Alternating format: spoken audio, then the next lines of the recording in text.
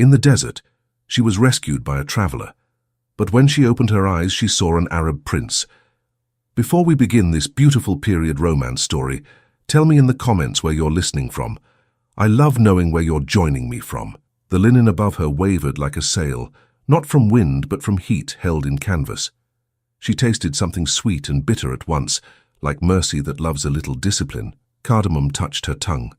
Her lips startled at the cool edge of a cup. Breath returned in a soft, ragged line.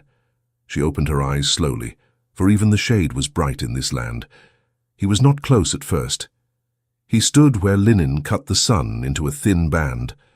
The light caught the patience in his posture. He did nothing hurriedly.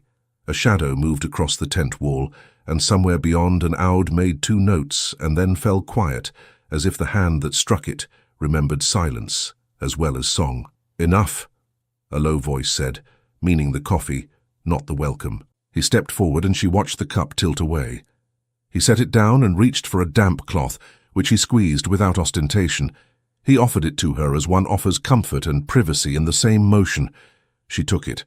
Her mouth ached. Her throat felt like a page that had been read too often without a drop of ink. "Where am I?" she asked. Not a whisper.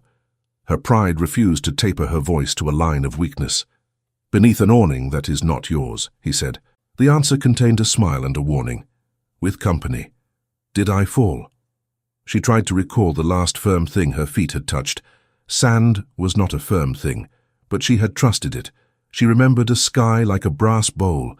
She remembered counting steps to count courage. "You did not fall," he said. "You sat down in the only shade for 100 paces. You closed your eyes as if arguing with the sun. You were right to argue. It does not listen, but it respects a posture." The cloth cooled her mouth. She pressed it there and felt the sting of skin returning to itself.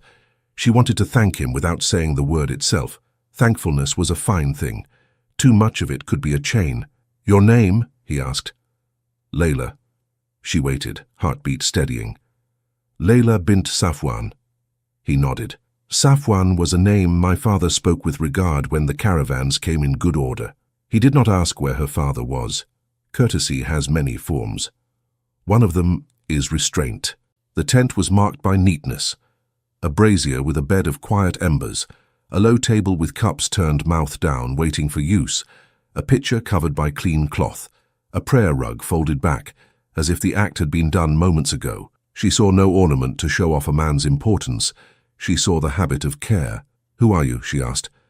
She would not pretend not to notice the little permissions that arranged themselves when he moved, the way the guard at the flap held his breath when the man reached for the pitcher, the way the oud outside yielded to the angle of his hand.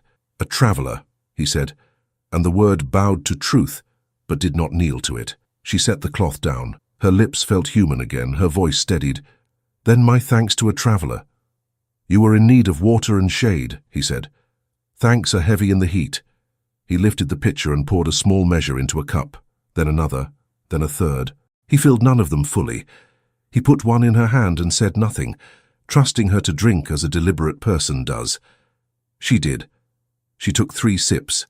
She closed her hand and held the rest for a moment, testing restraint against thirst, then drank again with the same control.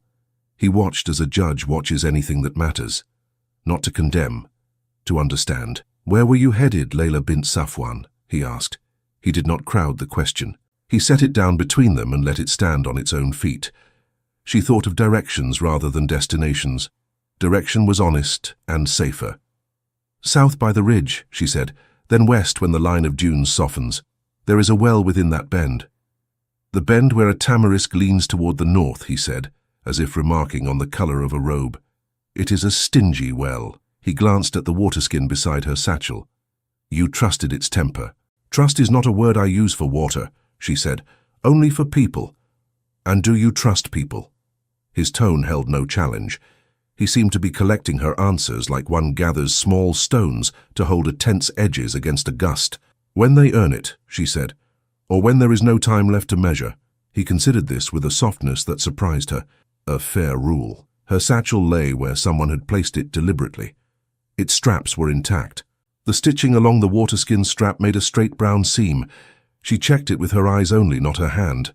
She would not telegraph the live part of her purpose. She adjusted the edge of her scarf instead. He noticed this and pretended not to. She noticed his pretense and was grateful for it. "Who sent you, Layla?" he asked. The second question was lighter than the first. He was not a man to press in a doorway. He would give space, then ask again from a different angle, as one does with a knot that refuses a clumsy pull. "No one sent me," she said. "I asked my own feet to carry me." "That is not an answer for a woman crossing alone," he said mildly. He did not say it as a judgment on women. He said it as a student of custom speaks to a fellow student who has done something bold and therefore has reasons. But it is an answer for a person who holds her privacy with both hands. She looked for the oud with her ears and did not hear it. She looked for the horizon with her imagination and saw only swells of light. "If I told you why I walked," she said, "it would become yours to guard. I would not place that burden without your consent." He studied her for a moment and then sat. He did not sit above her. He sat on the same level, folding himself as a man accustomed to sitting on the ground does. "There is a kind of burden that a person chooses because it matches a vow he made to himself long before a particular day," he said. "Sometimes the vow arrives seeking a shape, and there you are." She watched his hands as he spoke. They were not idle. They moved thoughtfully, not to gesture, but as if remembering old tasks. She thought of a boy learning to tie a camel with patience and care, not with a tug to impress. She thought, unexpectedly, of a boy watching his father speak and deciding to speak the same way one day. "You speak as a person who has shelves of words," she said. He almost laughed.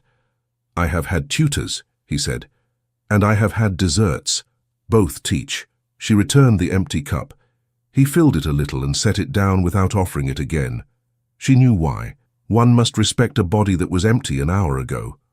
One must let it learn again. The tent flap opened a finger's width. The guard at the opening coughed to clear a path through caution. He lifted 2 fingers to his brow. He kept his eyes low. "My lord," he said, and the words rearranged everything. She looked at the traveler.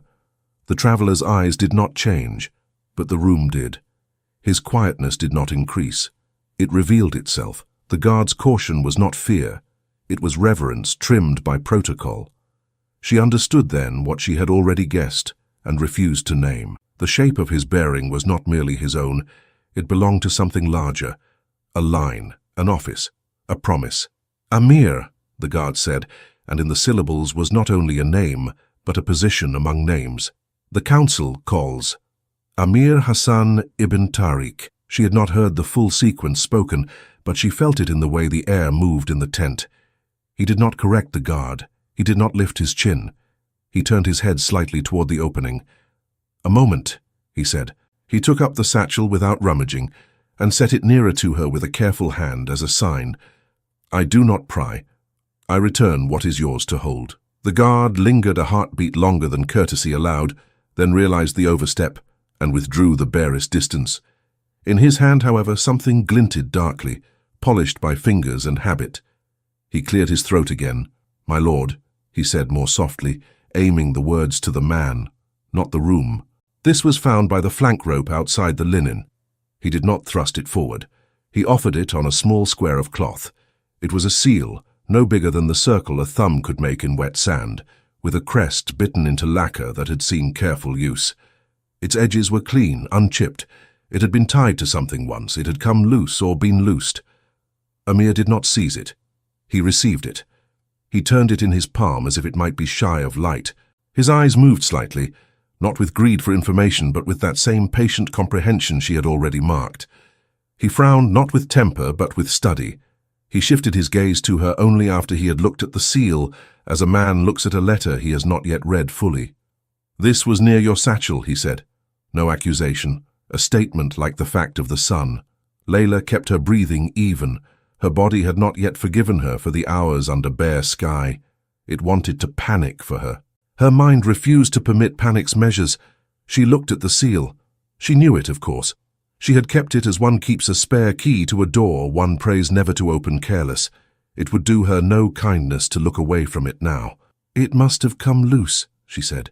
If there was a lie in it, it was small and to protect a larger truth. If there was truth in it, it was the kind that did not endanger anyone else by being said aloud. The guard shifted. The sound of leather against linen made a minor rasp. The outside made no sound at all. Silence can sometimes perform the work of a chorus. Amir touched the seal with his thumb. The crest lay there discreetly, but legible to anyone trained to read such marks. He lifted his eyes to hers with courtesy and with candor. "From whom did you receive this?" he asked. "From a hand that wishes for peace," she said. "Whose hand?" His voice did not grow sharper. It sank a shade, as one moves a lamp lower to study a line of script. "If I say it here," she said, "the name will not belong to me alone anymore. It will become a lever for other hands. I have not permission to spend it that way." The guard looked from one face to the other, as if watching people speak a dialect he understood poorly. He waited for order. He got quiet. Amir closed his fingers around the seal and set it on the table, not with finality, but with a promise to return to it. He folded the cloth over it. He did not return it to the guard. He did not tuck it into his sleeve. He placed it where they both could see it and hear its little silence. "Layla," he said, and he spoke her name as if it were a small word with a long history. "The roots are restless. If you carry a mark that will stir them more, I must know which way it stirs." "It stirs toward calm," she said. "If it is allowed to work as it was written to work." He sat a moment without answering. He seemed to consider not only the words, but the way she chose them and why she refused others. He did not look at her hands, which were folded on her lap tightly enough to leave crescents where fingernails met skin. He did not look at her mouth, though it betrayed a tremor. He looked at her eyes, which held his, and did not ask for favor. He rose, not abruptly. He was taller standing, but he did not use his height. He went to the tent flap and moved it aside with 2 fingers. The guard, reading the motion, lowered his head. "Send word that I will come," Amir said, "and that the council will begin with charity." The guard stared at the ground for a fraction, then nodded and vanished into the slice of sun. Amir let the flap fall back. He looked at her again and did something small that made her throat catch. He poured a little more water into her cup and placed it closer to her hand. He was about to leave, and still, he served. "I will be asked why you are under my linen," he said. "I will be asked what lies in your satchel. I will be asked who you are to refuse the easiest road and choose the narrow one." "What will you answer?" she asked. "The truth I can defend," he said. "That you were found faint beneath a sky that demands humility from every rank. That we offered water, that you drink it like a person who knows what water is worth. That a seal was found, that I will not decide its meaning without hearing it from your own mouth. And if I cannot speak it yet?" The yet broke from her before she could stop it. He did not pounce on the word. He set it beside the others and felt its weight. "Then I will carry your silence into the circle and see if it may be respected for a time." "You would do that?" She did not mean to say it with such bare feeling. It escaped the gate she usually locked. "I would," he said. "There are silences that are not insolence. They are stewardship." Her throat tightened, not with thirst, but with something older and kinder. She nodded because words were not safe, not yet. He reached for the seal again and held it. He looked at it as if asking it for patience, then slipped it into a small pouch that hung at his side. He did not hide the act. He made it a promise to return the item to light when the moment required.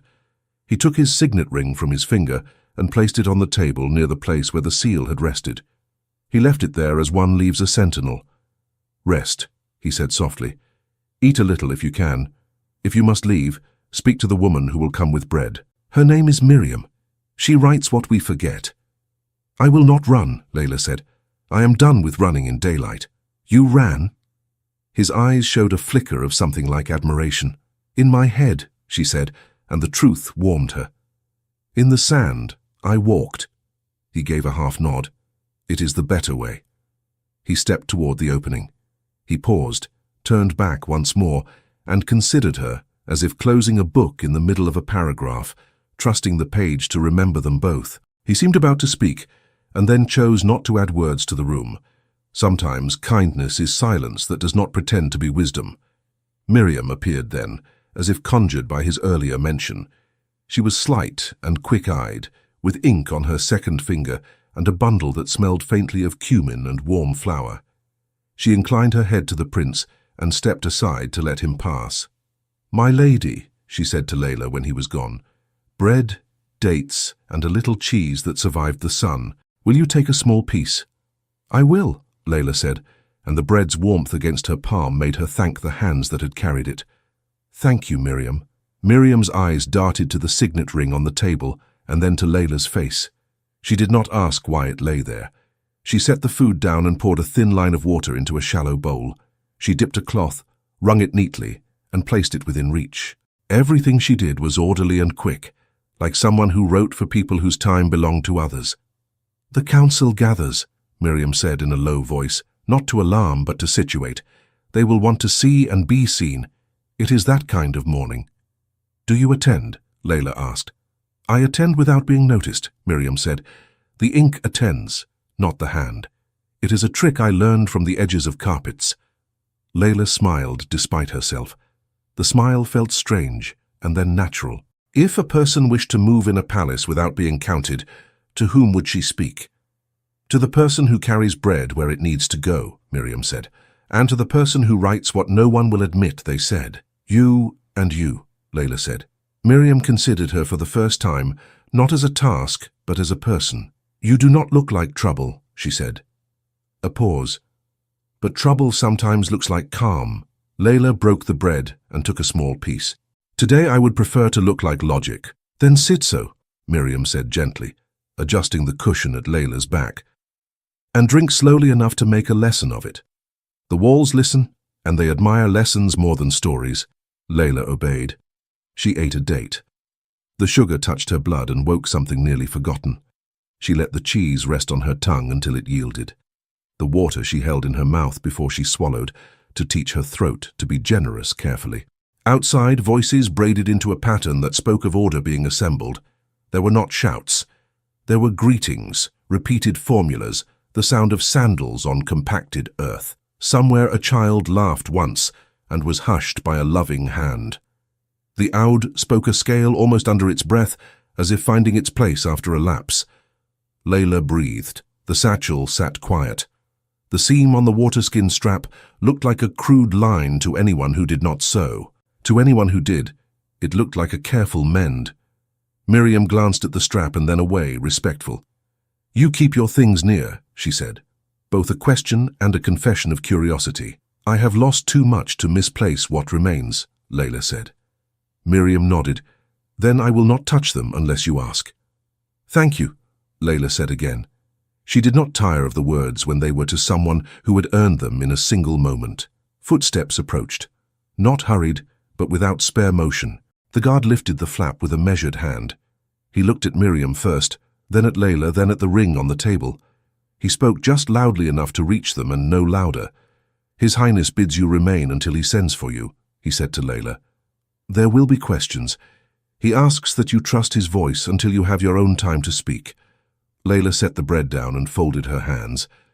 "I can do that." The guard nodded, as if relieved that this at least was simple. He shifted, hesitated, then remembered his errand and lifted his chin toward the open space beyond the awning. "Also," he said with the gravity of one bearing words that do not belong to him, "the council convenes at once. The prince is summoned by the herald to attend immediately." Morning did not so much arrive as organize itself. The encampment breathed in ordered syllables, braziers lit at the same time, ropes checked with the same simple tug, greetings exchanged in pairs like beads. Layla sat beneath the awning, while Miriam folded the cloths with a speed that made care look effortless. The prince's ring lay on the table like a small moon. The pouch at his belt held the seal that had been found. The sun climbed with a patient certainty that suggested nothing could be rushed and nothing could be avoided. A boy with a tray stopped at the flap and waited for permission that Miriam granted with a nod. He entered like a ripple, set down a low brass salver with dates and backed away as if rehearsed. There were no extra gestures. The encampment did not waste motion. It saved excess for talk. From the larger awnings to the east came the sound of senior voices settling into their shapes for the day. Titles were announced, carpets were shaken and then pinned with stones. A water carrier moved past and then returned, his yoke steady, his voice steady, his eyes fixed on weight and not on faces. Layla listened as one listens before speaking in a language learned late. The words were known. The meaning lived in order and arrangement. Miriam glanced up. "Your head is steadier," she observed. It was not a question and not a compliment. It was encouragement stated like a fact. "It is," Layla said. She did not add that the steadiness came not only from water and bread, but from a decision that had been made about silence and trust. She felt it like a new spine. The guard returned with a different posture. He entered at a slight angle, as if keeping himself between two obligations. He inclined his head to Miriam, then to Layla, and then to the ring. "He has gone to the council tents," he said. "You are to come to a place set aside for guests." He hesitated. "The vizier will greet you." Layla rose. Miriam's hand brushed her elbow, offered, not imposed, and fell away when she did not need it. Layla took her satchel, lifted it by the strap, and felt with her fingers the line of stitching that had become a boundary. She did not pat it. She simply held it with the kind of familiarity that would look ordinary to anyone who had walked any distance with a bag of bread or a small book. They stepped out into the full light. It was a light that spared no carelessness, and yet within it, people created shade with awnings, gestures, and the slant of their bodies. The guard walked 2 paces ahead, never touching her, making room with his attention rather than his hands. Miriam fell in at her side without comment, as if she had always walked there. The encampment's public face revealed itself, a broad square of tamped earth edged by tents, whose openings faced inward, forming a temporary city with its own horizon. Men who had not met in months clasped each other's arms and spoke as if they had parted yesterday. A small pen of camels mouthed the same old cud and looked innocent of politics. A line of brass pots stood on a carpet as bright and precise as a mathematics lesson, waiting for coffee. The vizier made his entrance not by arriving loudly, but by being exactly where eyes would naturally go. He stood near the coffee circle, neither in the center nor at the rim, his robes cut to speak of dignity, without a shred of waist. Ziad was not tall, not short. He had a face that could be kind when kindness cost nothing, and impassive when it could not be afforded. His hands were delicate and deadly in matters of custom, though they had never drawn blood. Layla saw how he looked at cups and at the order in which they were filled. In this world, that was a blade sharper than any metal. He saw Layla and smiled in a way that declared benign interest and concealed assessment. He stepped forward with 3 men behind him like commas, ready to keep the sentence moving. "Welcome," he said. His voice was warm. His words were cool. "Hospitality grants us the honor of your presence, daughter of Safwan. May your day be fruitful," Layla said, and kept her gaze level. She added no ornaments. She would not be caught in a net of borrowed phrases. Ziad inclined his head toward Miriam, as if she were another instrument on the table. He did not greet her. Miriam's eyes did not demand greeting. Ziad turned to the guard and let a small pause develop, which the guard filled by stepping back into his proper place. Then the vizier faced Layla again, and the smile shifted just enough to say, "We will begin now." "You were found yesterday," he said, as if reciting a line for the scribe. "In need of shade." "I was," Layla said. She did not apologize for needing what every human needs. "And you were given shade," Ziad continued, "and water, and the leniency owed to travelers." "I was," she said again. "You carry a satchel," he observed. It was an odd thing to say, and a precise one. He looked at it for the length of a single breath, then away, as if the sight of it had given him all he needed for the moment. "I do," she said. "May we ask for the peace of those who keep order at the gates? What lies in it?" His tone aimed itself between request and law. He did not reach. He never would. His job was to make people offer things before they were taken. Layla touched the satchel strap with her fingers briefly, as one points to the obvious without making a display. Bread, a shirt, a small jar of salt, a book, thread and needle, the common things. "So common," Ziad said, and his smile turned like a hinge that had been oiled too well. "And yet, there is also the uncommon, is there not? The desert is full of surprises," Layla said lightly. She knew better than to become brittle. "Indeed," he said. He looked at her face, not her hands. "A surprise near your things yesterday, for example. A small seal, loose perhaps, polished by use." Layla kept her breath even. "I understand one was found near the awning. I did not see it until it was shown." Ziad's eyes did not flash triumph. His pleasure was too disciplined to be seen. He folded his hands, one over the other, as if warming fingers that were always cold. "It bore a crest," he said modestly. One that the city recognizes, one that can unsettle old conversations if it arrives unannounced, like a gust at a table where cups are full. Layla met his gaze and let the moment pass without adding to it. Miriam stood a half step behind her, not breathing loudly, not shrinking. Part of the space, essential in the way that shade is essential to a person who has been in the sun too long. A man with a deep-lined face poured coffee from a vessel that had learned over years the angle that makes a perfect stream. The order was strict. The prince, the envoy to come, the jurist who had been invited, the vizier, the chiefs by age and influence, the guests by rank assigned. When the line reached the near edge of the square, the server looked toward Ziad. Ziad nodded almost imperceptibly toward a cushion placed slightly behind the circle. He offered it to Layla with a gesture that was both invitation and instruction. "Please," he said, "sit here. We will attend to you with all correctness." Layla understood. The cushion's position was not punishment, not mercy. It was caution, displayed. She accepted it because refusing would be a statement too loud for this hour. She sat with care and gathered her garments close without fuss. The server reached her. He poured a cup only a third full and handed it, eyes lowered.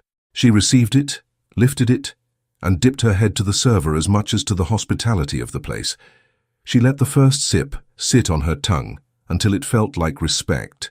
Then she drank. Around the circle, conversation resumed with the smoothness of a wheel that had been briefly slowed by a pebble. A man spoke of a caravan delayed by a sick camel. Someone else offered a proverb about patience with animals. Laughter came and went in a small wave that did no harm. Then Ziad's voice rose with exactly the weight needed to refocus the day. "We have among us," he said, as if surprised and grateful, "a traveler of some fortitude who crossed a harsh stretch without complaint. She comes to us at a delicate hour. We are grateful to offer her shade and coffee.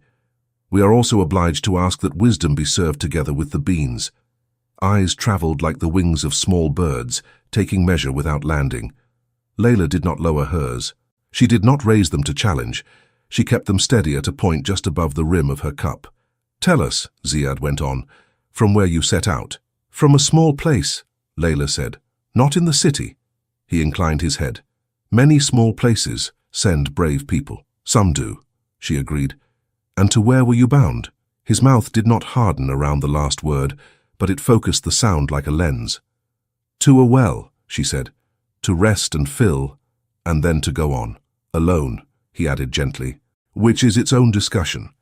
"I've had it with myself," Layla said, "and with the road." He let the charm of that answer do as much work as it could, then set it aside. "I must speak of the seal," he said finally, "because the seal speaks." "In what language?" Layla asked, not to be clever but to demand precision. "In the language of alliances," he said, lifting his hand slightly so that the men around could see that he had begun the serious portion of his work, "and of obligations. We have for many seasons negotiated with the holders of certain routes. Words have been written and unwritten. Marks have been stamped and then undone by wind and time. A seal appears. We must know whether it is an echo of old agreements or the mouth of a new one." Layla placed her cup on the tray the server held ready, the gesture small and grateful. She could feel the curvature of every stare. She let it slide over her like light over water. "I cannot answer for the seal," she said. "I can only answer for myself." "And for yourself?" His tone did not signal impatience. It was patient to the point of being dangerous. Patience like that can hold a door open until a person walks through it unprepared. "For myself, I came by choice," she said. "I met the sun with care and lost to it and was helped. I owe thanks. I offer none of your enemies the use of my name." "None of our enemies," Ziad repeated, and let the phrase find its place. "Then you have named us as a group with enemies." "Every order has them," she said. "Even the order in a family." "Wise," he murmured, and his expression softened just enough to make a person believe she had done well. Then it resumed its blank courtesy.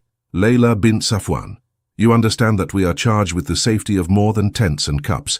We safeguard talk.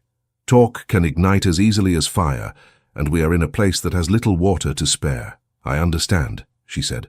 "Then tell us this," he said, letting his voice carry to the edges of the circle and to the ears just beyond.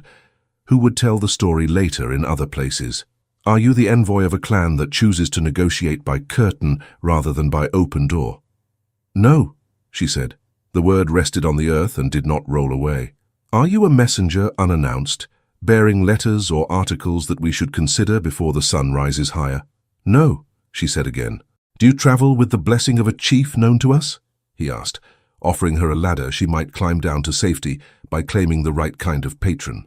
I travel with the blessing of necessity, she said. It is not a chief. It is not a stranger. A soft murmur moved around the edges of the circle, like the shift of a flock. It was not disapproval, not approval. It was interest turned toward tension, like a plant toward light. Ziad accepted her answers and let them settle. He did not strike at them. He let them do their own work in the minds of the men listening. Then he moved, deft as a hand that knows a knot. He turned to the man pouring coffee and said, "Bring the second cup." The second cup signals respect. The first acknowledges a presence. The second acknowledges a place. The third, when given, is old friendship or new trust. The server hesitated, eyes flicking to Ziad, then to the vacant cushion where the prince should have been, then back. Ziad inclined his head minutely. The server poured. Layla received the second cup. It was small, but its warmth moved through her, as if speaking a language older than the vizier's.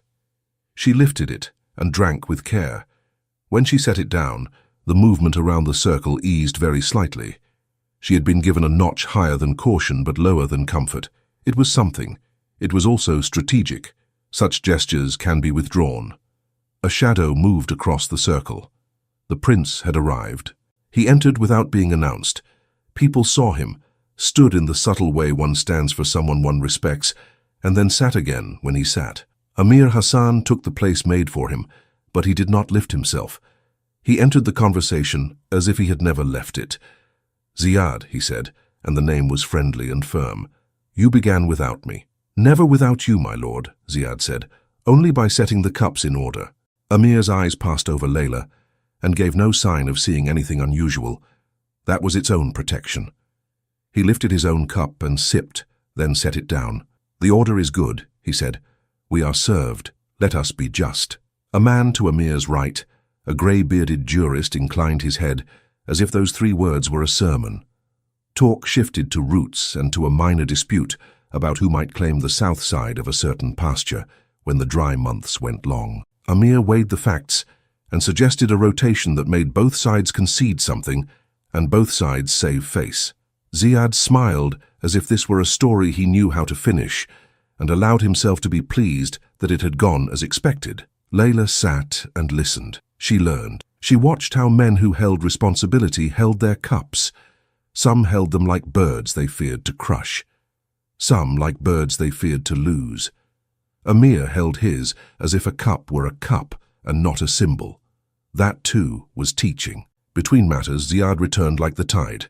He addressed the square again, but his gaze rested briefly at the cushion slightly behind the circle. "We have a question unresolved," he said. "Not a conflict, a curiosity. There is among us a traveler whose courage is noted. It would ease many minds to know that we are not entertaining the instrument of another's plan." Amir did not flinch at the word instrument. He looked at Layla directly now, but his gaze did not pin. It invited. "Layla," he said, letting her name carry to those who needed to hear it. "You have heard our talk. You know our concerns. Speak what you may, and withhold what you must. We will not be unjust." Ziad's mouth made a neutral line at that, but he did not correct the prince. He could not. The circle watched Layla now not as a curiosity, but as a person being asked to share weight. She spoke, and her voice did not shake. "It is not my will to trouble your order," she said, "nor to smuggle another's will into your tent. I asked my own feet to come. If something near me threatens your peace, I will remove it from your circle when the hour is right to do so without harm. If it promises peace, I will present it where it belongs, not under a shadow, not under a rumor." Ziad inclined his head, but only enough to be polite. "We are grateful," he said. "We are also practical. The hour that belongs to wisdom sometimes belongs also to alarm. We must not let haste declare itself our master. We must not let secrets make us their servants." Amir lifted his hand slightly, and the air adjusted. "The woman is under my awning," he said in a tone that yielded nothing and gave no offense. "Her conduct here will answer for her while we wait upon daylight to finish what it began. In the meantime, we will not add to her thirst by striking at her with questions that are better asked with parchment between us." Ziad smiled at the phrase. He had taught this prince once that parchment, properly prepared, can break a person more completely than swords. He admired the memory. "As you wish," he said. "We will wait upon daylight." It should have ended there for the moment, with the circle satisfied by process and the vizier satisfied by having arranged that process to favor his quiet aims. But the desert knows how to send news as if it were a bird that had trained its own wings. A messenger entered, not running, but at that precise speed that made his breath thin and still left his words intact. He bowed to the circle, then to Amir, and then lowered his eyes to Ziad, which told Layla whom he had been instructed to satisfy first. "My lord," the messenger said, and managed to make the words for both men at once. "The city sends word." Amir gestured the man to speak. Ziad did not bother to nod. Couriers do not require two permissions to do the same thing. "The Ottoman envoy has advanced his arrival," the man said. "He is upon the road with a light escort and will be at the gate by evening. He requests that the council convene at sunrise to receive a matter of seals and roots and asks that all persons of interest be present. The message says also," and here the man glanced with a kind of pain at Layla's cushion, "that the traveller under the prince's awning is to attend." Night reassembled the palace from the camp, as if lifting a pattern and laying it down in stone. Lamps opened along corridors like small suns. Footsteps softened. Voices folded into courtyards and whispered their way through arches. Layla followed Miriam through a side gate, not the main one because the main one was for arrivals who wished to be seen. This entrance was for those who needed to move and leave little behind them. Miriam did not chatter. She carried her bundle in both hands and walked with the confidence of someone who knows which tiles squeak underfoot and which do not.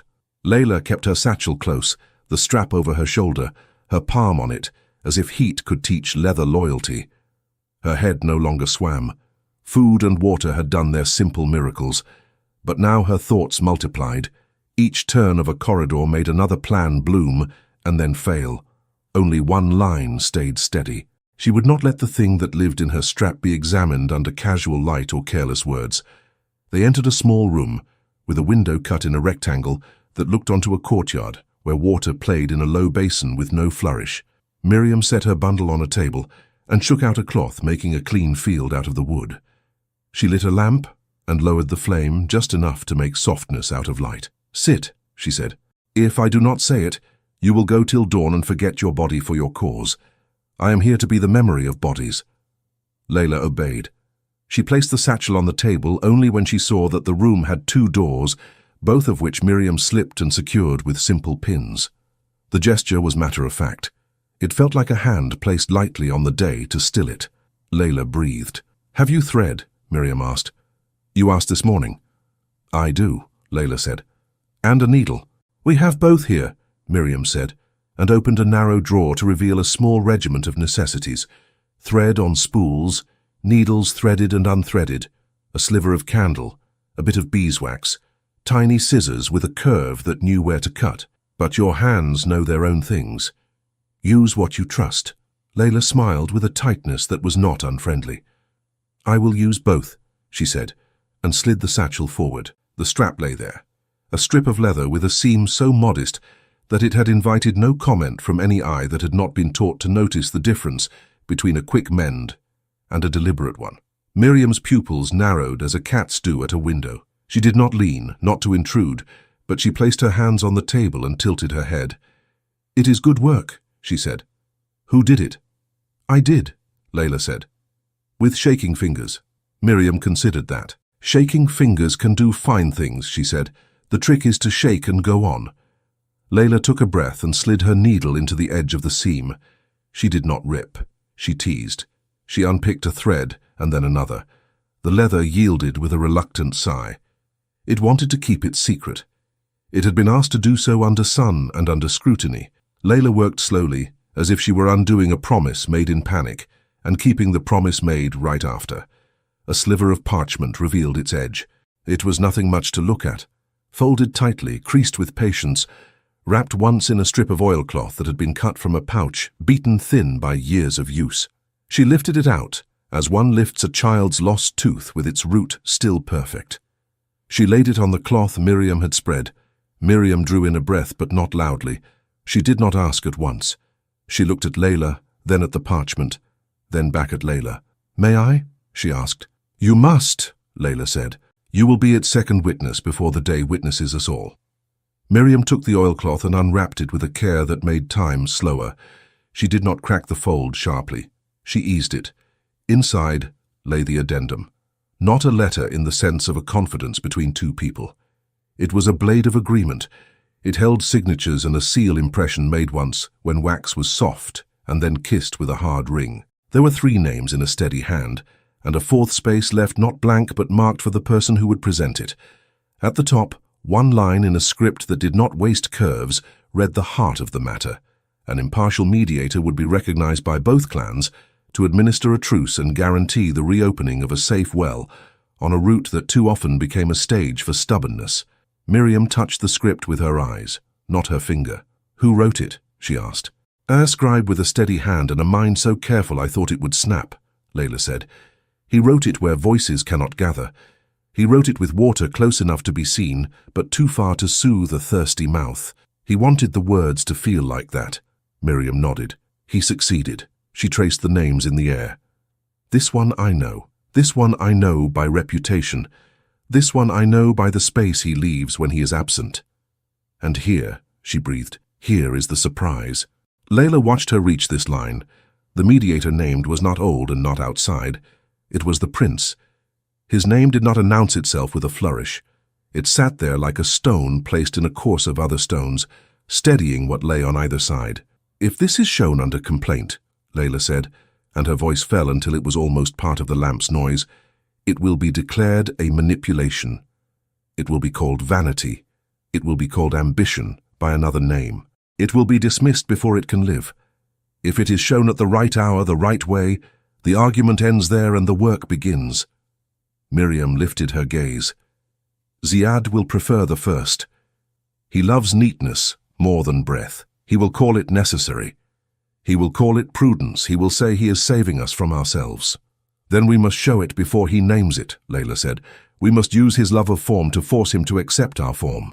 Miriam folded the parchment again, carefully, along its old crease. "He will put a jurist in the mediator's chair," she said. "He will say, 'See, we are impartial even before she opens her mouth.'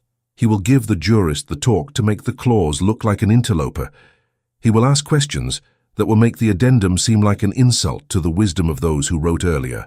Layla felt the corners of her mouth tighten with something that was not fear. It was resolve with a ragged edge. "Then we will walk in early," she said, "with the prince. We will ask to read before anyone interprets. We will ask for the right to set the stage with the text itself." Miriam's smile flickered, quick and real. "You speak like a person who has waited outside too many doors and learned which hinges squeak." She put the parchment back into the oilcloth, then into the leather fold of the strap. "We will stitch it again," she said. "We will not carry it out like a banner unless the moment demands it. We will carry it like water under a cloak until a cup and a mouth appear at the same table." They worked together now, needle passing between them, thread waxing between fingers to make it obedient. Layla had tears come up once, almost joy, almost grief, at the absurd decency of ordinary tools holding extraordinary hopes. Miriam did not remark on the tears. She kept the line straight. When they tied it off and bit the thread, the seam looked what it had looked before to any eye that did not love thread. They sat a moment without speaking. The room held them like a palm holds a small thing carefully. Layla thought of the well named in the addendum. She had seen it only in drought. She had seen children look at it the way children look at a table laid for others.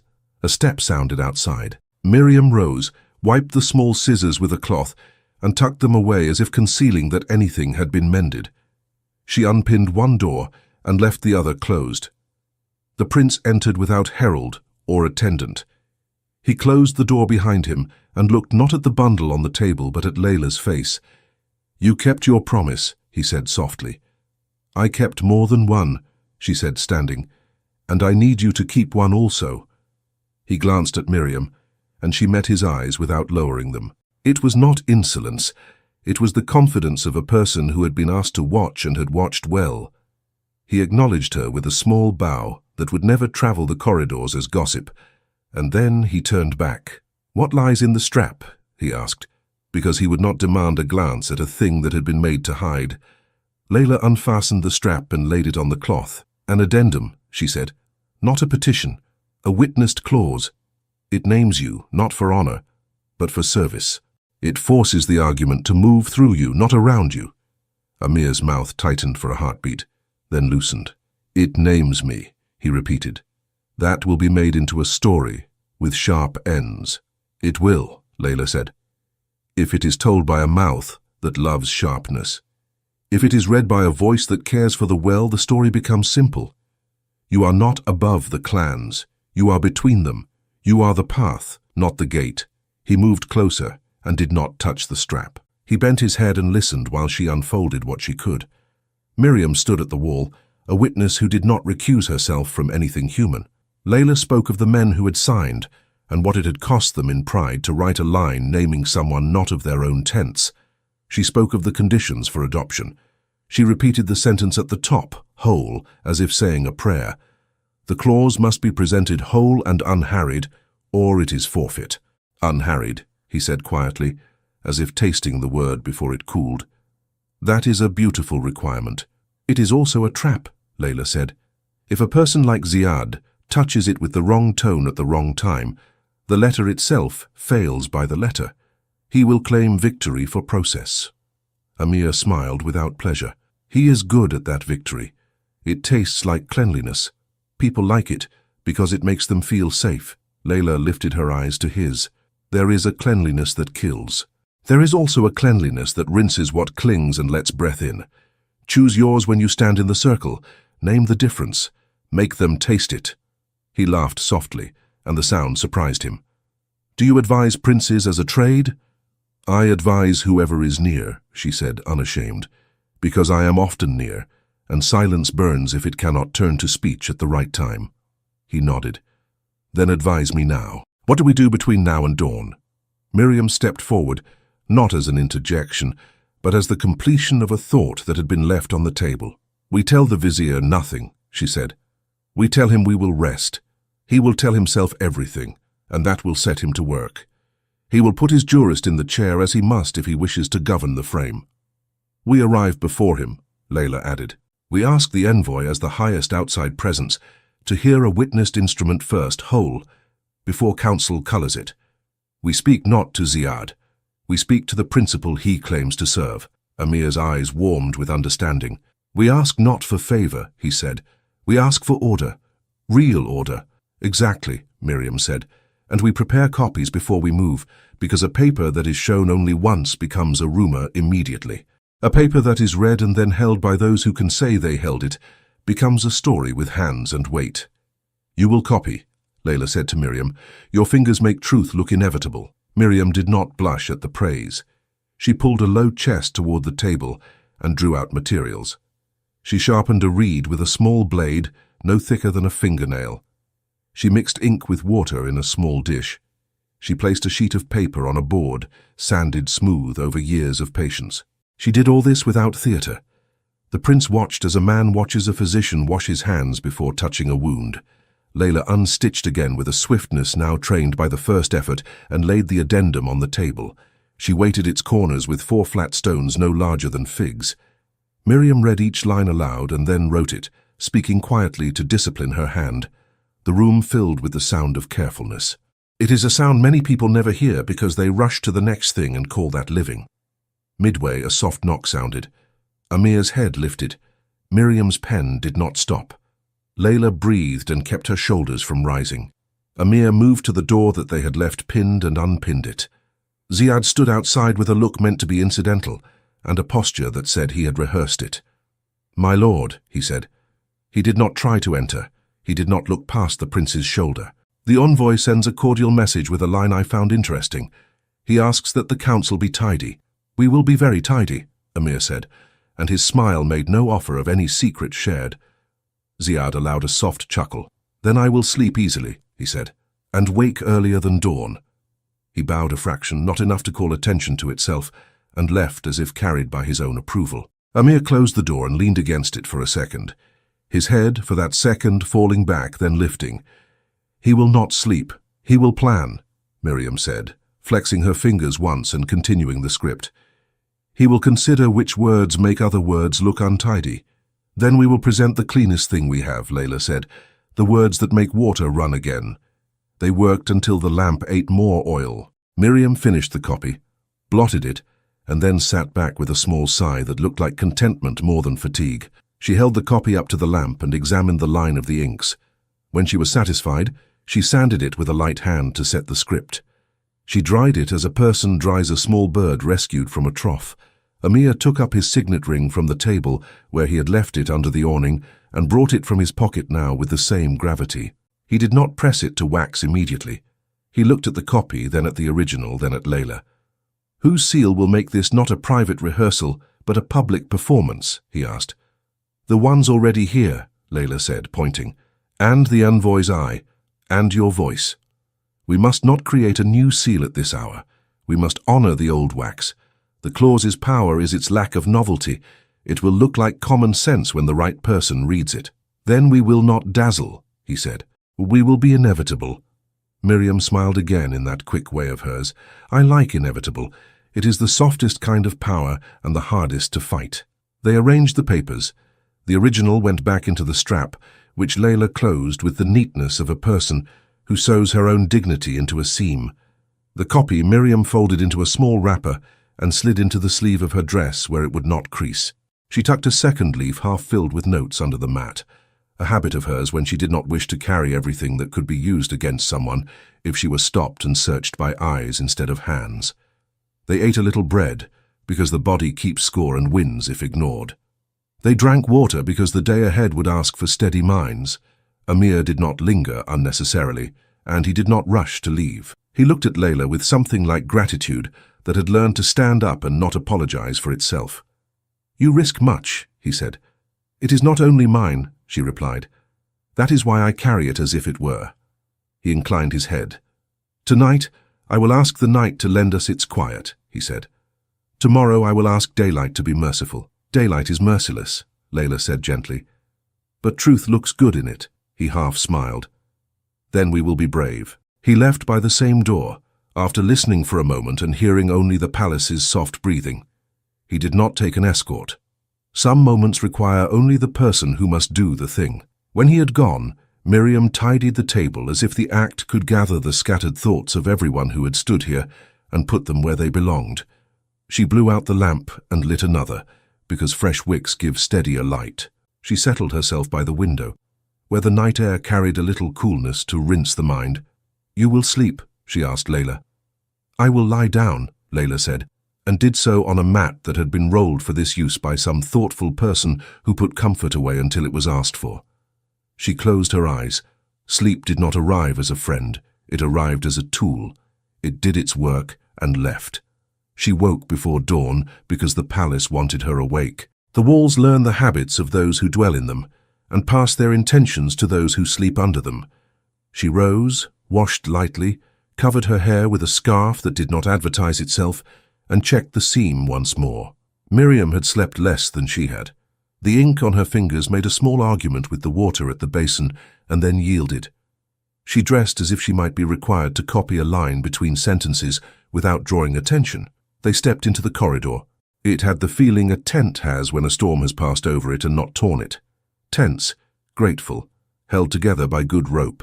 A guard waited at the corner, the same one from the day before. He nodded with a respect that was beginning to include recognition not only of status, but of person. "This way," he said. They passed the court where the water basin sat. A single bird took a drink, and then watched them without alarm. The first light widened the world, a slice at a time.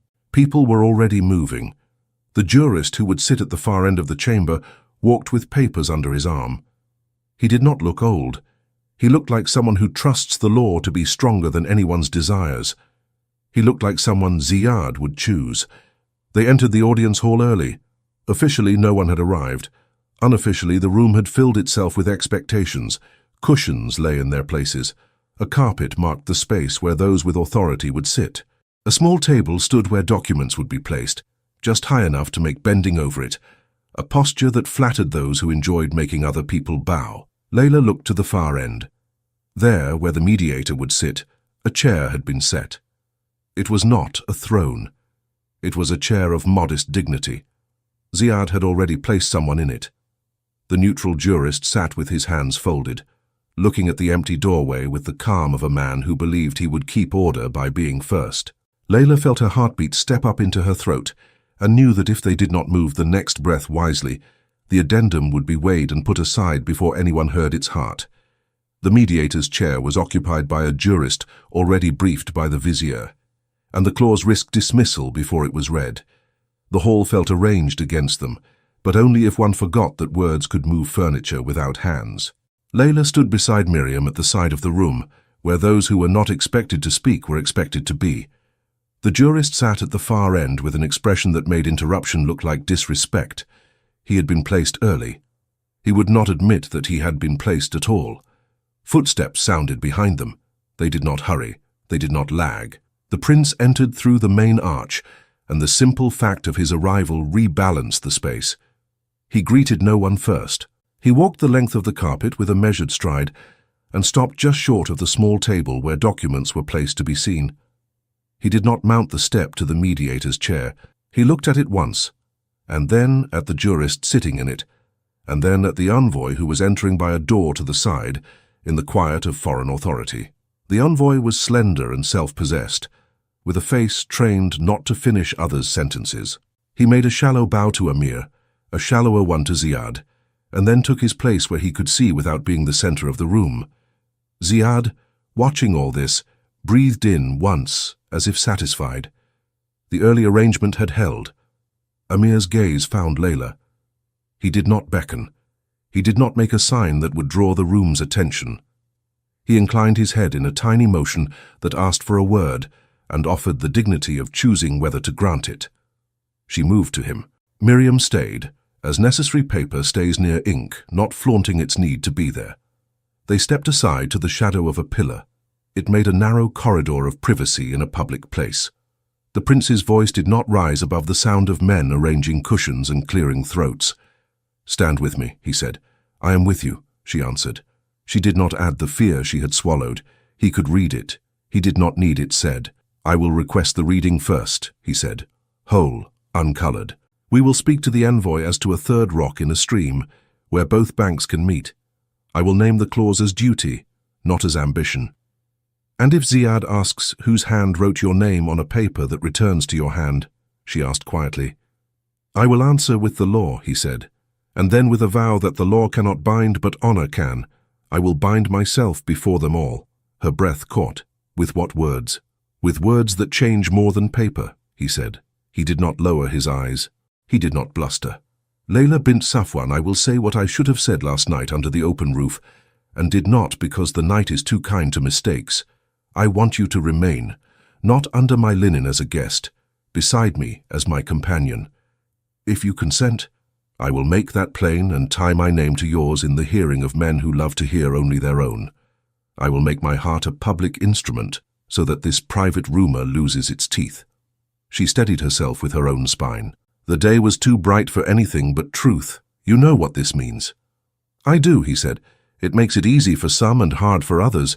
It bars me from certain games. I do not wish to play them." "You choose me in front of them," she said, "and they will say you were trapped by a woman with a seam and a stubbornness. They will say that until the roots run smoothly," he said. "Then they will take the smooth as their own idea. I do not mind." She could not let him carry it all. "If I say yes," she whispered, "I choose the same glare. I choose to be read in every breath. I choose to have my step weighed like a coin. I do not mind either, but only if my step gains others a path." "It will," he said simply. "Say the word later when the hour deserves it. For now, stand." She nodded. The nod was a joy and a promise held tight for the proper moment. Miriam glanced up from the wall and saw enough to write the truth in her heart, if not yet on paper. They returned to the center of the hall. The envoy lifted a hand as if to smooth the air. Ziad stepped forward to begin with the opening words he had prepared. Amir moved one pace sooner. "Excellency," he said to the envoy, and the honorific carried weight without perfume. "Before council frames our day, I request that we receive a witnessed instrument whole. It pertains to the roots. It pertains to the well that bears on every caravan's safety. It has signatures that this hall will recognize." Ziad did not bristle. He smiled and stepped into the offered formality. "We are always glad to receive anything that clarifies. Then we will let the parchment speak before we interpret it," Amir said. The envoy inclined his head. "I prefer paper's voice to rumor. Who presents?" Layla stepped forward when the envoy's eyes found hers. She did not wait to be summoned by Ziad. She was done with being called only by those who wished to own the call. She placed her satchel on the small table and unfastened the strap with the calm of a person opening a book. The jurist watched, his hands still folded. He saw no offense in the act yet. He would wait to decide. Miriam moved from the wall to stand at a slight angle behind Layla, where a scribe stands to witness, not with authority, but with exactness. She did not draw her copy. Not yet. The original had to live first. Layla undid 3 stitches with the point of her needle. She took out the oilcloth, unwrapped it, and laid the addendum before the envoy and the jurist. She did not push it toward Ziad. She set it in the open, where all could see it equally. The room bent toward the paper as rooms bend toward fire when nights are cold.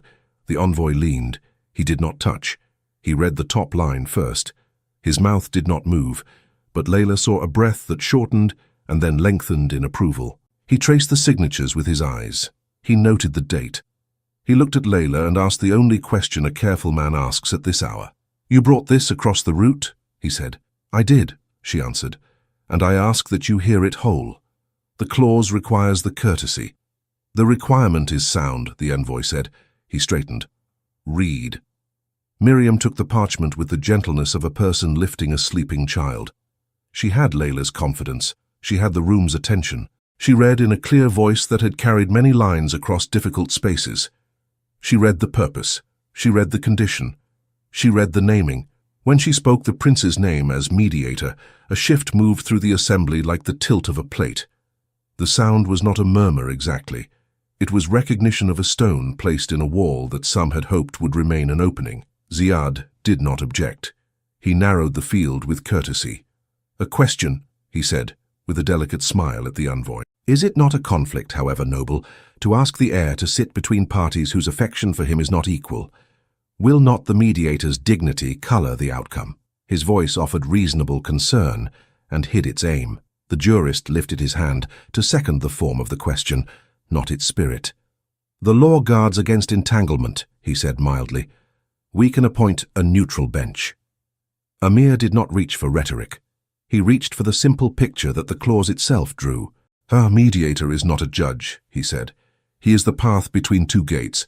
He holds no winnings. He declares no loser. He sees that the cart rolls, that the well is kept, that the schedule is held. He holds both ropes and cuts neither." He let that settle, then added the words he had promised Layla. "If my person brings suspicion, I will remove any advantage my position would give me. I will take nothing from either clan except the duty named. I will put my honor where the clause asks it to live. And to make myself legible to the city, I will make my private allegiance a public vow.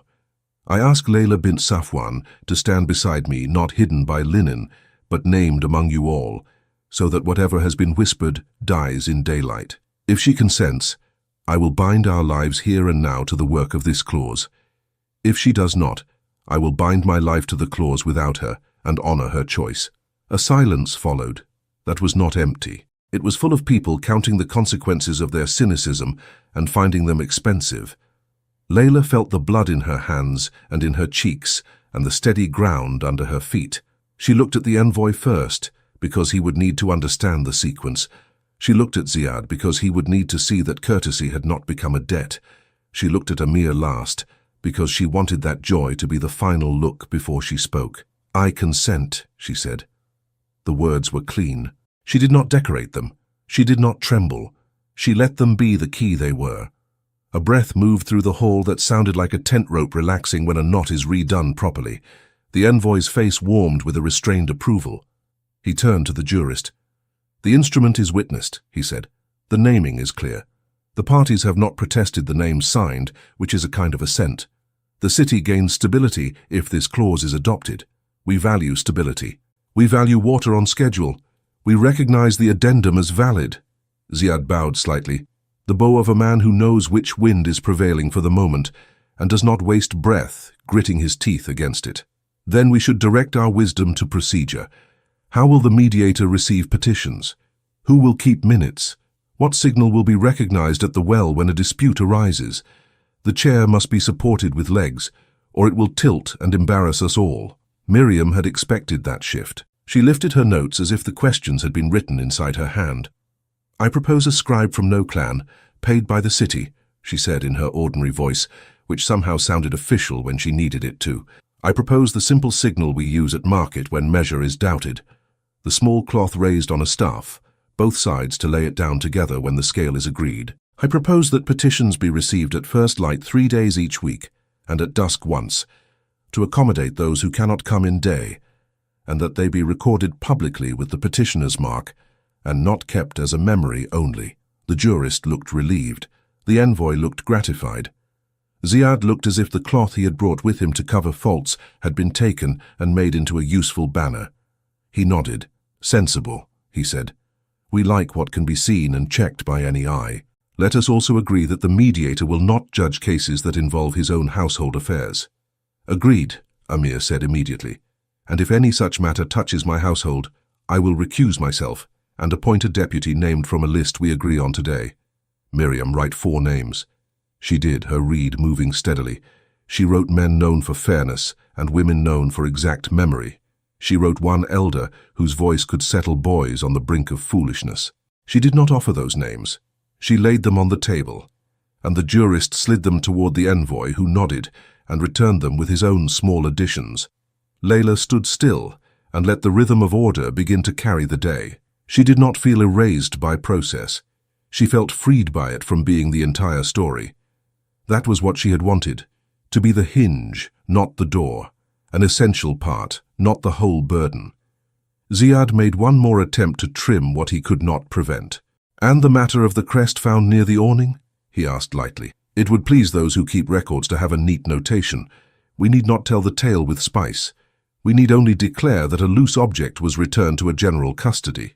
Amir met him with an equal lightness that showed teeth only if you knew where to look. "Record that a seal was found near the awning," he said. "Record that it prompted us to ask better questions about our habits. Record that we answered those questions with a clause that strengthens both gate and path. The city loves a chain of cause. Give it one that ends in water." The envoy's lips curved. He understood the economy of that story. It satisfied the part of government that keeps shelves neat. The jurist at last rose from the mediator's chair. He did not look displaced. He looked as a man does when a guard arrives to take the weight of a door, and he is glad to hand the hinge to the person named in the plan. He bowed to Amir with respect. "The seat is yours by the words written," he said. "You will carry it well." Amir did not mount the step.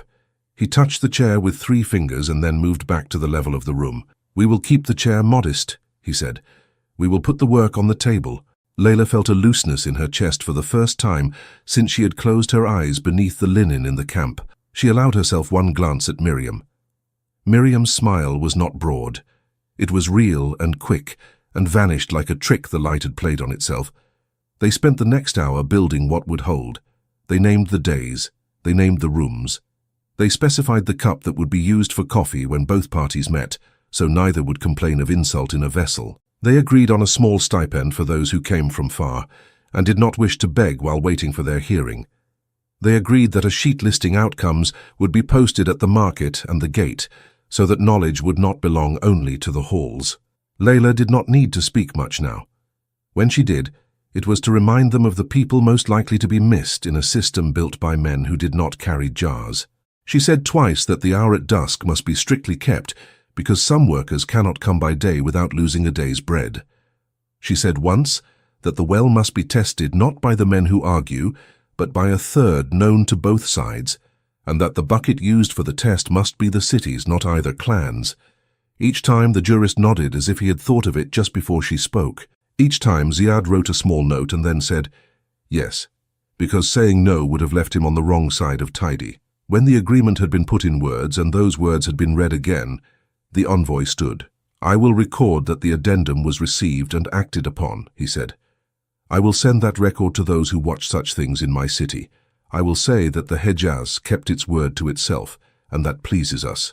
Ziad bowed in gratitude, calibrated to be seen as loyalty. The jurist smiled at Miriam's copy, as if it had been carved and not written. Amir looked at Layla with an open relief that did not diminish him. Relief does not always make us smaller. Sometimes it lets us show the size we carried in our chests without shouting. The formal part ended without flourish. Men began to speak of breakfast. Cushions were adjusted. The hall loosened. It was then that Amir leaned to the envoy with a small request in the language of courtesy and was granted a nod. He turned to those nearby and said, not loudly, not privately, we will finish one matter in the garden. Those who wish to witness may do so. Those who wish to leave may leave. Nothing will be said here that cannot be said under an open palm. Layla followed him through a door that opened onto a strip of sun and shade. A narrow rill of water ran along the edge of the path and emptied itself into a shallow basin where hands are washed before prayer or after bargaining. A lemon tree held its green with that stubborn generosity trees have. Miriam stood near the doorway, as one stands when one may need to fetch a pen but would rather not use it. Amir faced Layla under the quiet sky. He did not reach for her. He did not look over his shoulder to see who watched.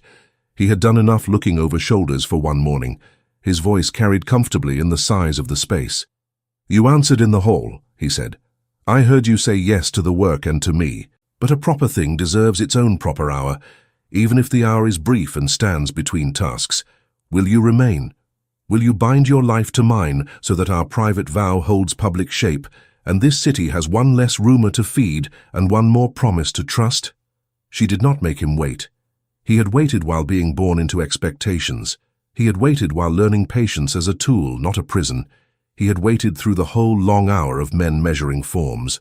She stepped closer by a fraction, so the answer would belong to both of them and would not need the echo of stone. Yes, she said.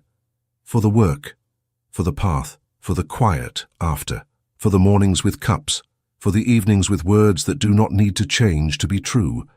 He breathed in as if air had finally found its use. He called for water with a nod that brought a servant without summoning. The servant poured from a simple ewer over their hands in turn. It was not a ceremony that required a priest or a poet. It was a sign that said we will guard what guards others. The water ran away along the rill toward the courtyard where a small bird had already learned to come at this hour. Miriam, who was not sentimental in public, let the corner of her mouth tip like a leaf. She had seen unions with more lace and less meaning. She had carried notes for vows that tried to make up in metaphor what they lacked in courage. This was clean. She fixed it in her mind so that if anyone ever asked, she could say quietly, yes, I saw. It was done without a single wasted word. Ziad did not intrude. He would never intrude upon a moment that could be turned into a story that served him later. He let it pass and told himself, like a careful accountant, that a union could be useful if it bound a turbulent element to a predictable one. He did not say this aloud. He filed it where he kept observations that might be turned to counsel, and where he hid envy that might undo his face. The envoy, passing by on some errand of his own, paused at a distance out of respect, then made a courteous half-bow and continued. He would write that the truce had been adopted, that the mechanism was sensible, that the heir had accepted a role that would be judged by outcome and not by pedigree. He would mention that a union had been promised in a garden. He would not say the names wrong. He was a careful man. Amir took Layla's hand very lightly and then released it, because a garden is public even when it is tender. We will set a day, he said, not far from this one, not extravagant, not hidden. We will let the city watch if it wishes, and we will let those who do not wish to watch have their errands in peace. We will make it easy for them not to care and easier for them to approve. Layla laughed softly. You know how to govern even with joy. It is the same skill, he said, and did not apologize for it. But joy is a better reason to practice. They stood a moment more, not because they needed to be seen, but because the body knows how long it takes for a vow to enter bone. When it did, they turned back to the work. People were waiting. A square of cloth had to be sewn and a staff found for it. A list had to be posted. A corner of a room had to be cleared for petitions. These are the kinds of things that make peace visible. They are humble. They last. Miriam walked with them, a half step behind, the scribe's place. She had the copy under her sleeve and a pencil in her hair for quick notes. She had in her heart the memory of the moment by the water, set like a gem that belonged to no crown, and yet adorned the day. Around them, the palace lowered its shoulders, as a tent does when the worst gusts pass. In the city beyond, people opened shutters and began to talk of bread prices and dates and routes, as they always do. And this was the measure of success. The ordinary returned, and it was safer than it had been yesterday. The day of their union rose without trumpet. It began with the sound of water in a basin and the whisper of linen being lifted into place. A small square of courtyard had been chosen, not far from the rill that carried the gardens quiet, along a narrow path. Servants stretched a plain canopy between 4 poles, its shade falling like a promise that did not need embroidery to be believed. The city had been told, those who wished to witness might come, those with errands could pass by without reproach. People chose both, which pleased the prince and pleased Layla even more. Miriam walked the line of the canopy, checking knots, not because she distrusted the men who tied them, but because habit makes hands honest. The oud lay on a stool, its strings new and waiting. She plucked each once, listening for a tone that could carry a vow without competing with it. Layla dressed without fuss. She wore a gown the color of quiet stone, which does not fade under sun. Her scarf was simple, but a thin thread had been sewn along its edge that caught the light when she turned her head, like a thought made visible for a second and then gone. She stood before a small mirror and looked not at her face, but at her eyes. They looked steady. That was enough. Miriam entered with a small box. "From the women who keep the well," she said, as if reporting a delivery of bread. Layla opened it. Inside lay a cloth folded into a narrow band, stitched with a pattern so small that only patient eyes would notice it. In its center, someone had embroidered a single symbol of a cup. It was not perfect. It was loved. She touched it with her fingers. "I will wear it. It will remind you," Miriam said. "I do not think I will forget," Layla said softly. The courtyard gathered the way a song gathers, a person at a time, each finding a place to stand, each adjusting the distance with courtesy. Merchants in their mourning garments. 2 old men who sat at the gate most days, who now stood with backs straighter than usual. 3 women from the kitchens with clean hands and eyes brightened by a story that had refused to sour. A group of boys who had been told to behave and had decided to try. The jurist, who had agreed to say the words that make a vow sound official, though he had requested no flourishes. Ziad, unruffled, with a face arranged to approve. The envoy, at ease, attentive to details other people's reports might omit. Amir entered by the garden path. He did not carry a sword. He wore a robe the shade of the sky when the light is early and undecided. His signet ring was on his finger, but he had given it already the work of the day. It had stamped a small pile of decisions that allowed ordinary life to proceed while he stepped aside for this moment. He took in the canopy, the people, the rill of water, the oud. He found Layla and stopped a breath before he moved again, as if asking his joy to pace itself and not outrun the room. They came to stand beneath the linen. The jurist lifted his hand. A hush found them. He spoke without poetry and achieved it anyway. "You stand here," he said, "because you choose to. You stand in a city that has watched you. You let it watch because you are not ashamed of the reason you stand. I will say the names to be sure the wind hears them rightly. Amir Hassan ibn Tariq, Layla bint Safwan. You have spoken consent in a hall. You speak it again here, so that those who live by markets and wells may own their part in your vow and protect it. Is there anyone here who will name a reason to delay this cup?" He paused just long enough to respect the form. No voice answered. He nodded once.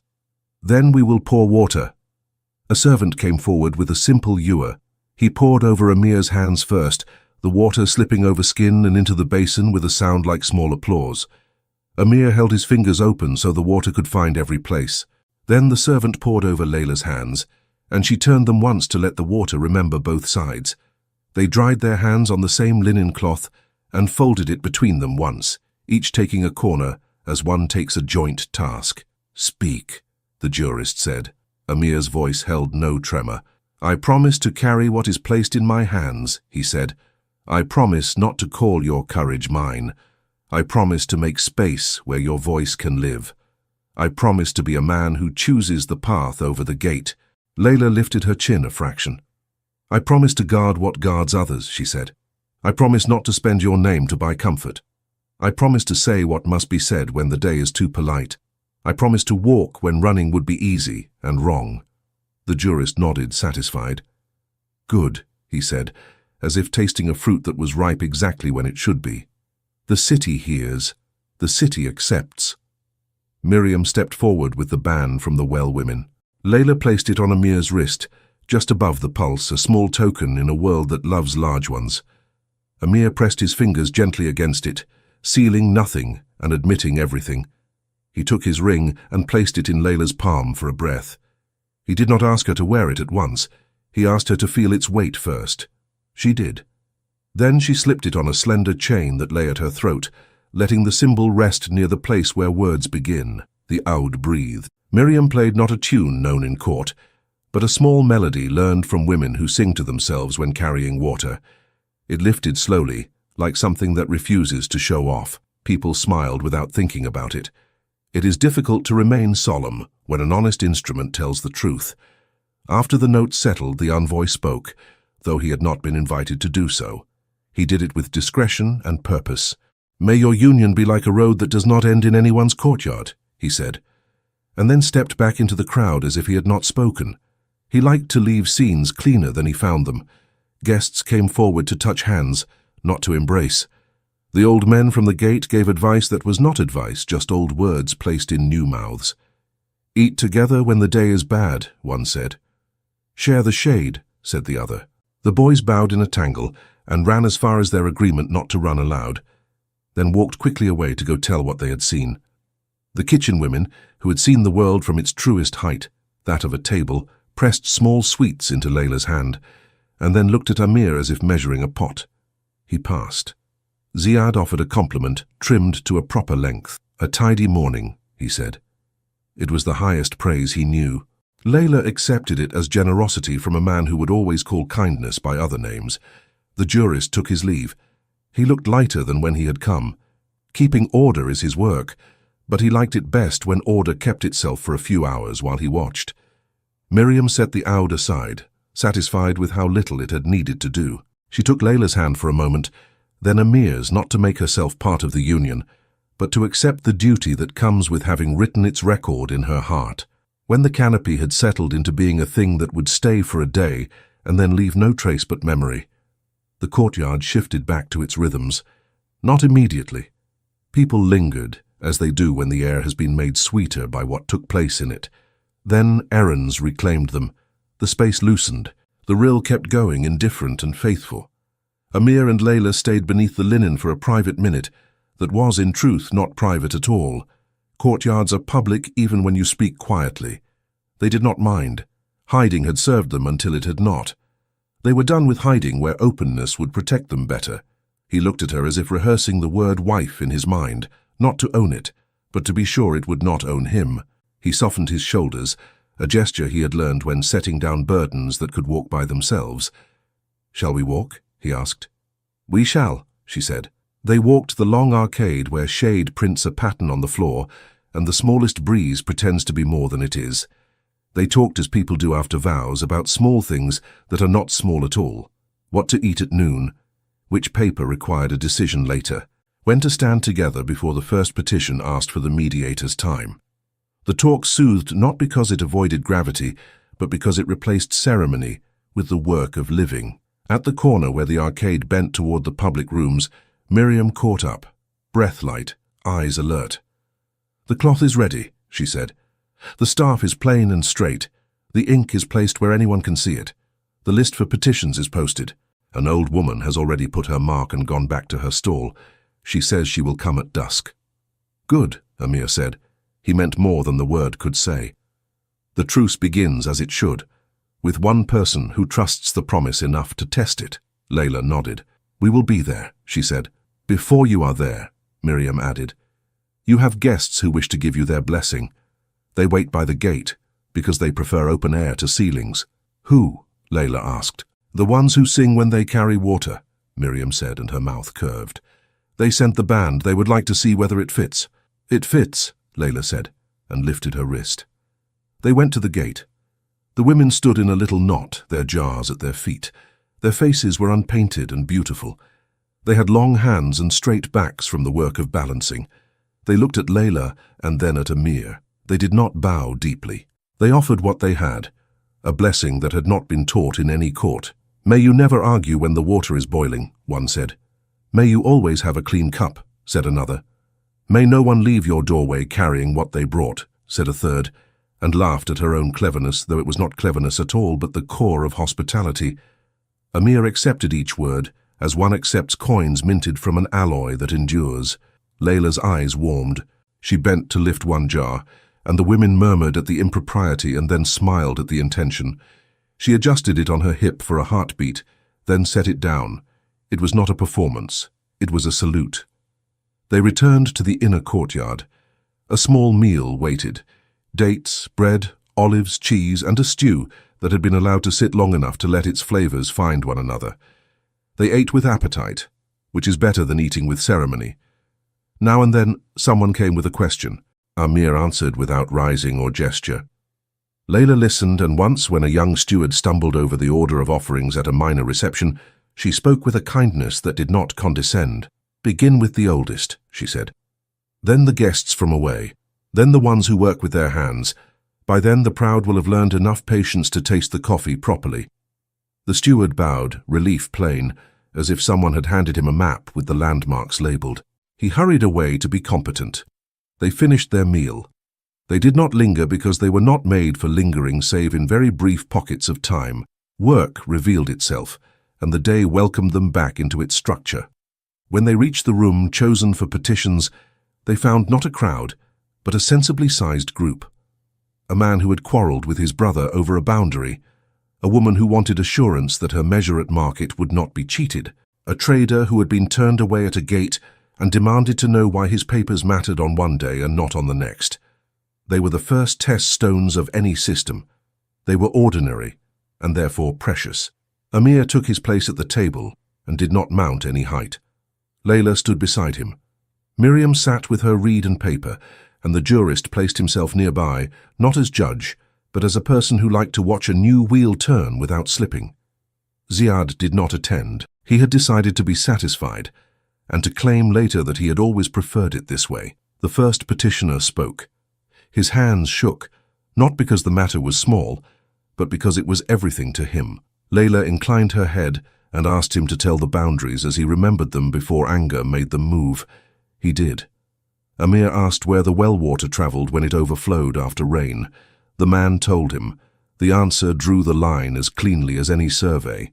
The brothers would share the fruit trees as the water ran, and the fence would be mended where the earth had cracked. The man left with something heavier than what he had brought.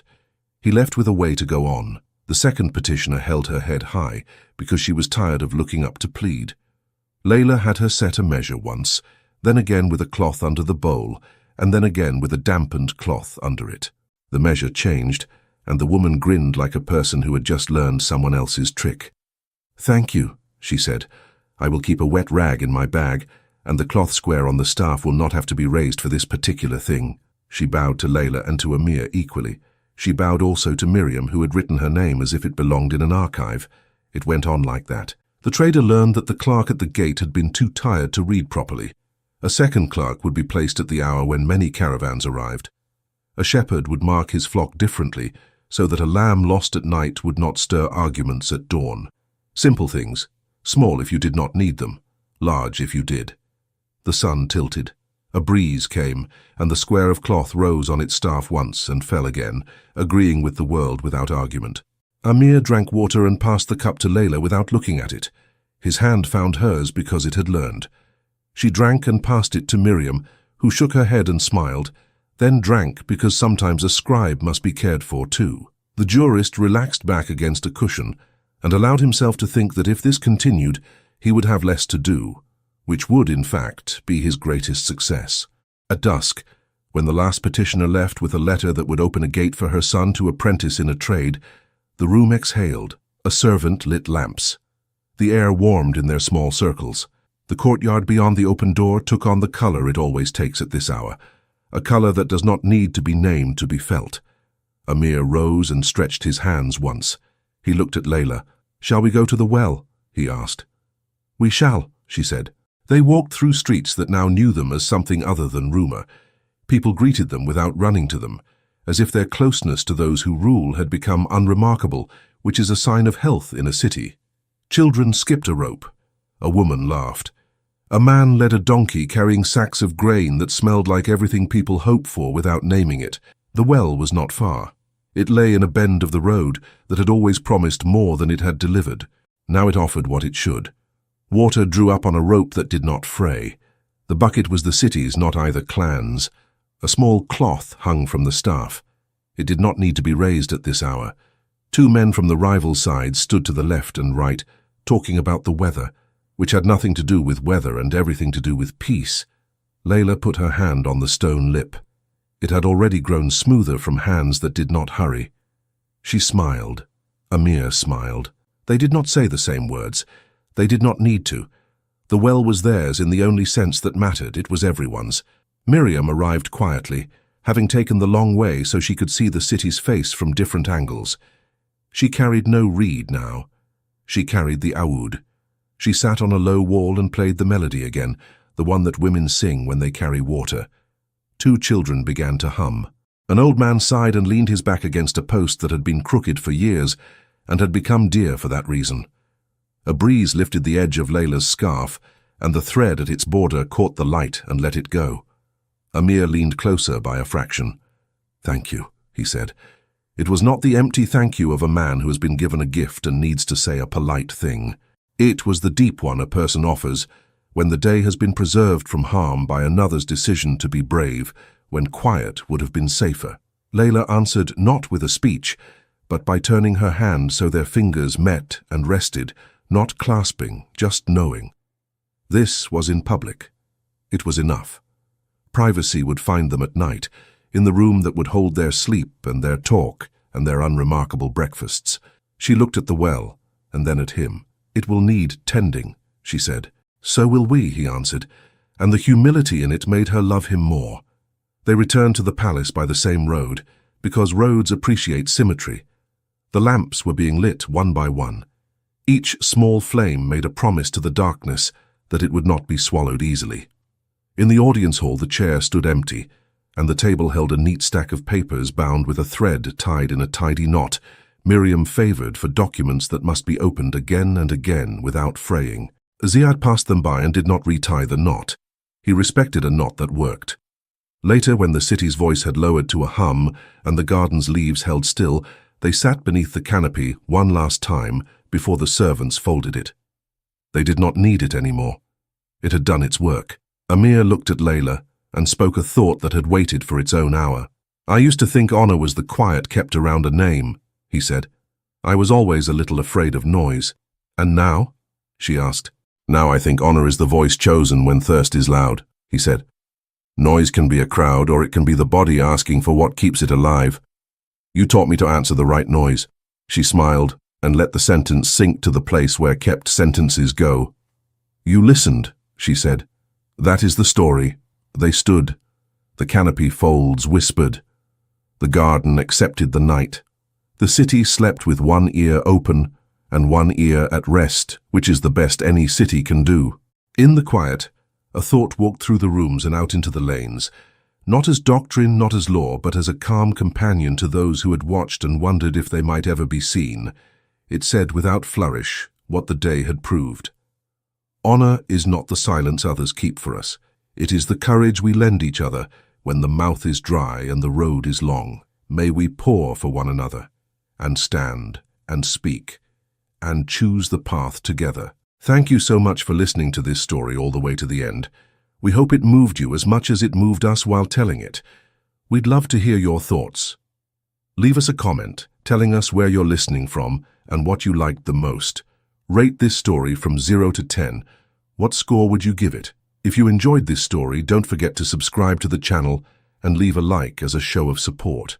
That really motivates us to keep creating and sharing more stories full of emotion and life lessons. And before we go, we want to remind you that an exciting and heartwarming story recommendation will appear on the final screen. If you'd like to enjoy it, just click on the video. Thank you once again for being here, and we'll see you in the next story.